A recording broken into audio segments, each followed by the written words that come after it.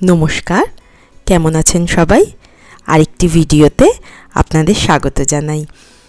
আজকে এখানে বেশ বৃষ্টি পড়ছে, বেশ ভালো লাগছে বৃষ্টি বলে। পাখিগুলো গুটিসুটি হয়ে শেডের নিচে সব রয়েছে। তো আজকে না আমি ভাবছি কি, এটা আমাকে অনেকেই জিজ্ঞাসা করে, আমার যেহেতু একটা ছোট বাচ্চা, একজন 1 বছরের আর একজন 4.5 বছরের, তো আমি সকালবেলা ব্রেকফাস্টে ওদেরকে কি খেতে দিই বা কি বানাই। তো আমি চেষ্টা করি কি, মানে এমন কিছু বানানোর যেটা কমন হয়ে যায়, মানে যে সেও খেতে পারে, যে 4.5 সেও খেতে পারে, আবার কখনো কখনো আমরাও খেয়ে নিতে পারি। মানে না হলে তো আমাকে 3 ধরনের খাবার বানাতে হবে। তো সেই জন্য চেষ্টা করি, রোজ যে হয় তা না, কিছু কিছু খাবার যেমন আমরা 4 জনেই খেয়ে নিতে পারি। তো সেরকমই কিছু রেসিপি আপনাদের সাথে শেয়ার করছি। তো এটা মূলত তিশান খায়। কলাটা নিয়ে নিয়েছি, কলাটা একটু স্ম্যাশ করে নেব, এর মধ্যে ডিম দিয়ে দিয়েছি, আর 1 চিমটি মতো নুন একটু, আর ওটস দিয়েছি। সেটাকে ভালো করে মিশিয়ে নিয়ে কড়াইতে দিয়ে প্যানকেকের মতো বানিয়ে নেব। এটা তিশাও খায়, তিশানও খায়, আমরাও খাই। নুনটা অপশনাল, জাস্ট চিমটি একটুখানি, আর মিষ্টি আলাদা করে দেওয়ার প্রয়োজন নেই, কারণ কলাটাতেই না বেশ ভালো মিষ্টি হয়ে যায়। তো তিশান এখন এটা খেতে পারে, 1 বছর হয়ে গেছে, তো দাঁতও উঠে গেছে, আর তিশাও খায়, আমরাও খাই। আমাদের সবারই যাদেরকে রান্না করতে হয় আর কি, আমার বিশেষ করে এই সকালটায় কি খাবার আর সন্ধেটায় কি খাবার দেবো, এটা নিয়ে খুব চিন্তা করতে হয়। এটা না খেতে বেশ ভালো হয়। এই যে এরকম হওয়ার পরে দেখতে হয়েছে। এটাও মাঝে মাঝে দিই। আবার আরেকটা হচ্ছে, ওটসটাকে জলের মধ্যে, এই যে ওটসটাকে একটু গুঁড়ো করে নিচ্ছি মিক্সার গ্রাইন্ডারে, এরপর জলটা ফুটলে ওটসটা দিয়ে একটু ফুটিয়ে নেব, একটা লেই মতো হবে। তার মধ্যে কলা স্ম্যাশ করে মিশিয়ে নেব। কলাটা, ডিম, এগুলো মোটামুটি রোজ দেবার চেষ্টা করি। যে এরকম কনসিস্টেন্সিটা না এরকম হয়েছে, এর মধ্যে একটু কলা মিশিয়ে নেব। এটা আমরা খুব একটা খাই না, এটা তিশানও খায়, তিশা মাঝে মাঝে খায়। এটা মোটামুটি 1 বছর না, এটা না 6 মাসের পর 7 মাস থেকেই দেওয়া যায়, আমি তাই দিয়েছি। তিশান মোটামুটি খেয়ে নেয়। এই যে এরকম হয়েছে ব্যাপারটা। তো এই ভিডিওগুলো একদিনের করা না, রোজ করে করে আমি রেখেছিলাম যে একসাথে শেয়ার করব বলে, এরকম 4-5টা ভিডিও।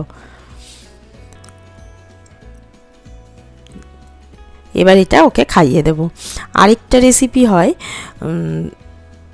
আপনার রাত্রেবেলা আমন্ড বাদাম, কিশমিশ আর হচ্ছে খেজুর, এটা ভিজিয়ে রাখি, ভিজিয়ে মিক্সিতে মানে ব্লেন্ড করে নিই। এই যে ভেজানোটা এতটা নিয়েছি, কারণ হচ্ছে তিশাকেও এটা দেব। তিশা দুধ খাবে, ওর দুধের সাথেই মিশিয়ে দেব। এই জলের মধ্যে ওটসটা দিয়ে দিয়েছি। আজকে আর ওটসটা গুঁড়ো করিনি, চাইলে গুঁড়োও করে নিতে পারেন। একটু ফুটলে তারপরে এই যে এটা মিক্সিতে দিয়ে গ্রাইন্ড করে নেব, নিয়ে এই মিক্সচারটাও ওটার সাথে মিশিয়ে দেবো। এটা যথেষ্ট মিষ্টি হয়, যেহেতু খেজুর থাকে, কিশমিশ থাকে, তার জন্য।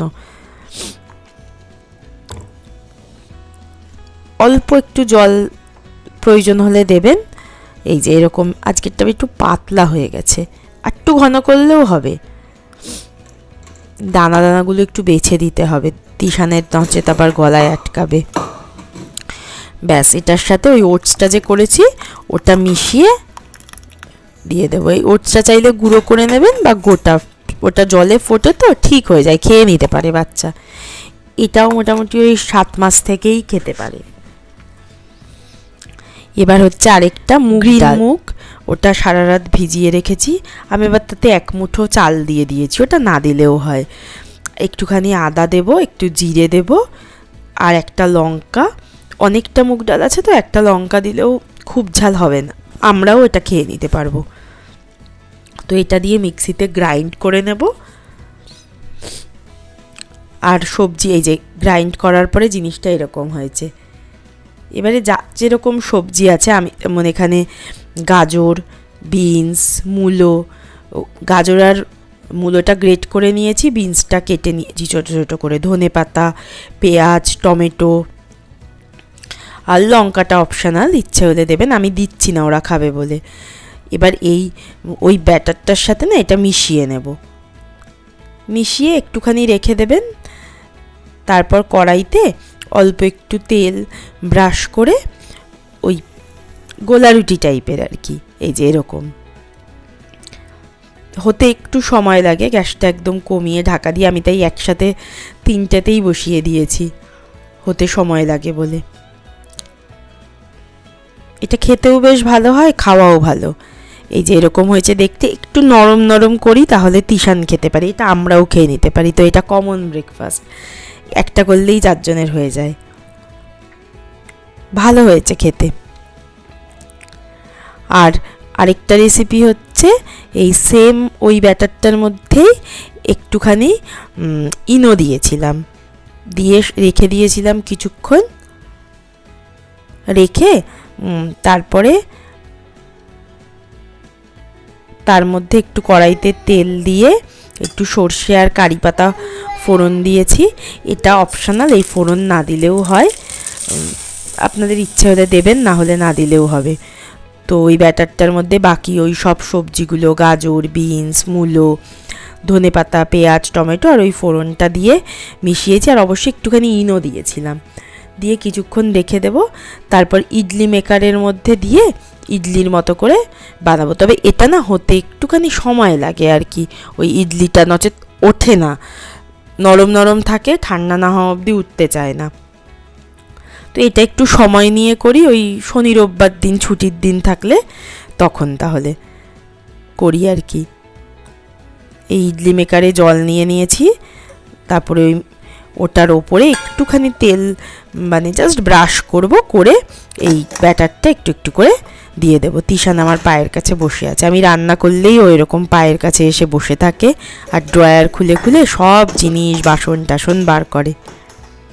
এই যে একটু করে তেল জাস্ট হালকা ব্রাশ করে নিয়ে এবার এগুলো দিয়ে দেব।